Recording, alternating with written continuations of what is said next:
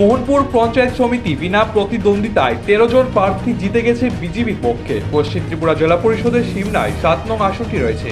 সেখানে প্রার্থী হলেন জয়লাল দাস। সিমনাই গ্রাম পঞ্চায়েতে ব্রহ্মকুণ্ড গ্রাম পঞ্চায়েত এবং কাতলামারা, বিদ্যাসাগর, ঈশানপুর ও মনতলা এই 6টি গ্রাম পঞ্চায়েত রয়েছে। ঈশানপুর গ্রাম পঞ্চায়েত ছাড়া বাকি 5 গ্রাম পঞ্চায়েতে তিপ্রামথা দল প্রার্থী দিয়েছে এবং প্রত্যেকটি পঞ্চায়েতেই 1-2টি আসন বিনা প্রতিদ্বন্দ্বিতায় জিতেছে বন্ধু দল।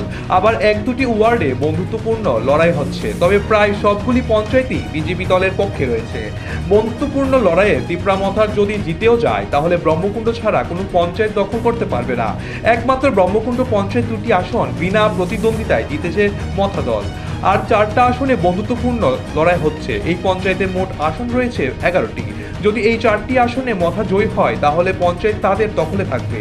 তবে একবার পঞ্চায়েত নির্বাচন উৎসবের মেজাজে হচ্ছে না। প্রায় সবগুলি পোলিং স্টেশনই ভোটারদের উপস্থিতি একেবারে ক্ষীণ। সকাল 8টা পর্যন্ত 10টা থেকে 12টি ভোট পড়েছে এবং 9টার আপডেট দেখা গেছে ভোট পড়েছে মাত্র 18, কোথাও 20টি।